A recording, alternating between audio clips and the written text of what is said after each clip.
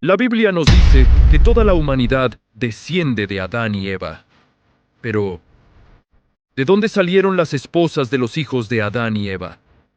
Esta pregunta, aparentemente simple, ha sido una de las más incómodas y evitadas durante siglos.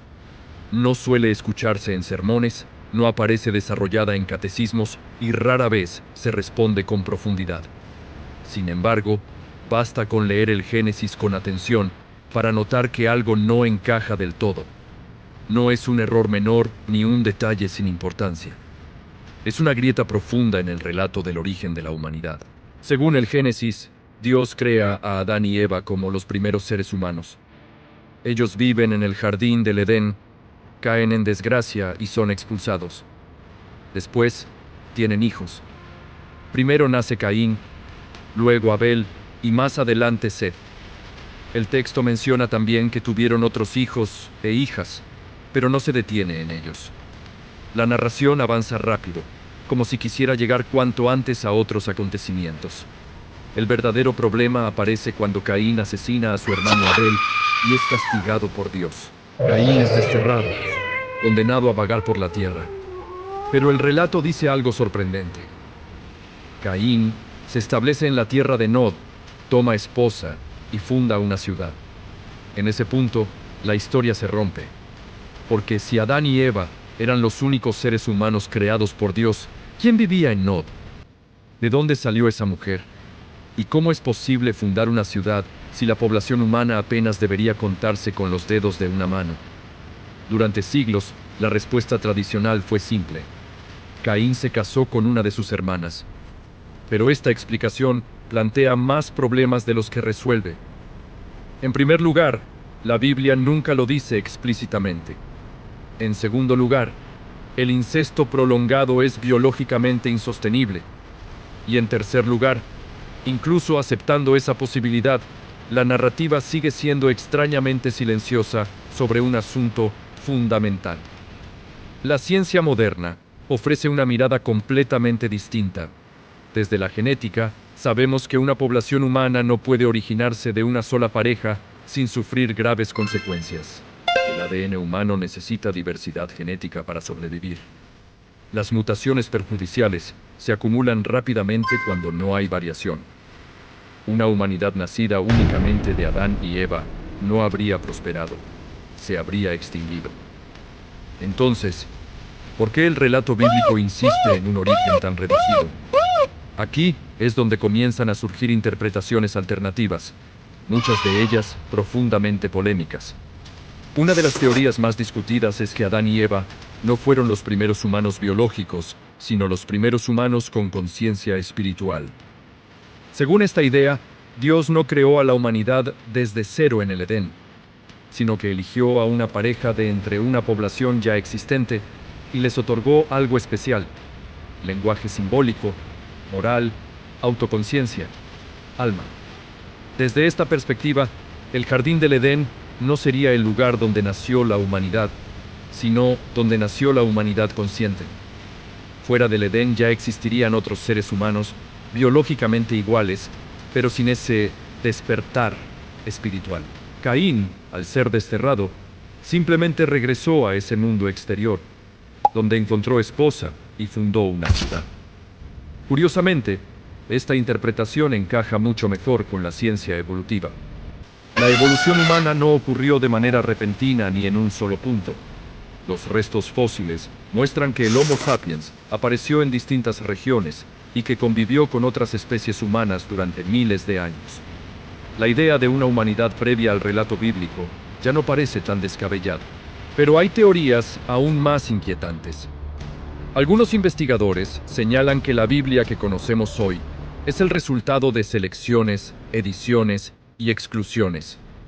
Muchos textos antiguos quedaron fuera del canon oficial. Entre ellos se encuentran escritos como el libro de Enoc, el libro de los jubileos, y otros textos apócrifos que presentan una versión muy distinta del mundo antiguo. En estos textos se habla de los llamados vigilantes, seres celestiales que descendieron a la tierra, se mezclaron con los humanos y engendraron descendencia. De estas uniones nacieron gigantes, seres híbridos y linajes. que según estos relatos, corrompieron a la humanidad. Si estos textos contienen, aunque sea una parte de verdad, entonces el mundo anterior al diluvio habría sido mucho más complejo y peligroso de lo que el Génesis resume en unos pocos capítulos. En ese contexto, las esposas de los hijos de Adán podrían provenir de esos otros linajes humanos, hoy completamente borrados de la historia oficial. No es casualidad que civilizaciones antiguas de todo el mundo hablen de dioses que bajaron del cielo. Los sumerios hablaban de los Anunnaki, los egipcios de dioses que gobernaron la tierra antes de los faraones. En Mesoamérica, los dioses creadores eran descritos como seres venidos de las estrellas.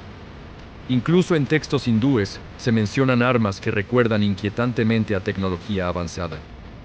¿Es posible que todos estos mitos estén hablando, de forma distorsionada, de un mismo pasado olvidado?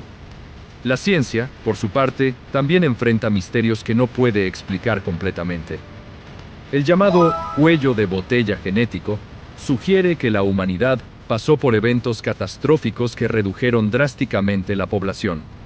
Sin embargo, incluso en esos momentos críticos, la población humana nunca se redujo a solo 2 individuos. Siempre hubo cientos o miles.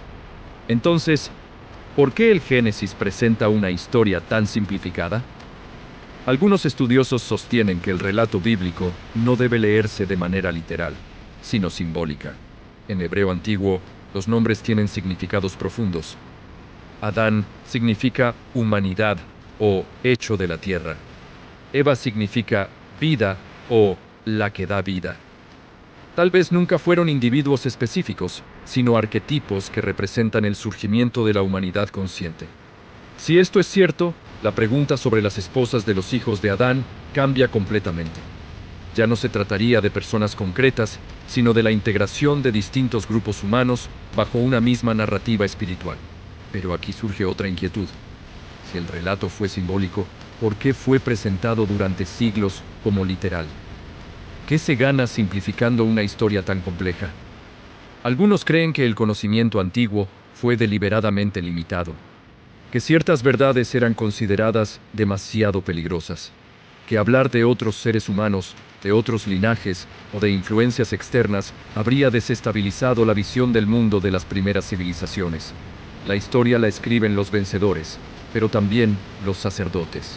Cuando se observa el Génesis con una mirada crítica, se notan vacíos extraños, genealogías incompletas, edades imposibles, eventos colosales resumidos en unas cuantas líneas.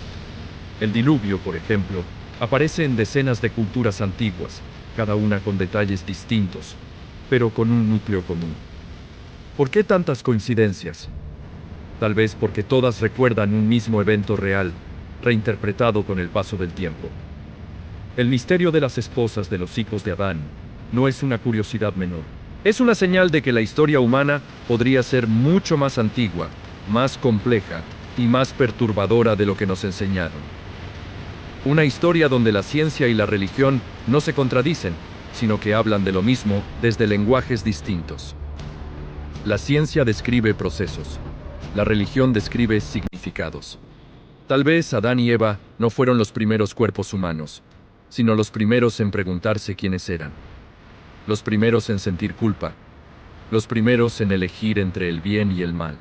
Y sus hijos no se casaron con fantasmas ni con milagros, sino con otros humanos reales, cuyos nombres fueron borrados por el tiempo. Porque admitir que no éramos los únicos, admitir que hubo otros antes, implicaría aceptar que no somos el centro absoluto de la historia. Tal vez nunca sepamos con certeza de dónde salieron esas mujeres. Tal vez sus nombres se perdieron para siempre. O tal vez fueron eliminados deliberadamente de los relatos para mantener una versión más simple y controlable del origen humano. Pero cada vez que alguien se hace esta pregunta, cada vez que alguien lee el Génesis y nota que algo no encaja, el misterio vuelve a abrirse. Y a veces, las preguntas que más incomodan son las que más cerca están de la verdad. ¿Tú qué piensas?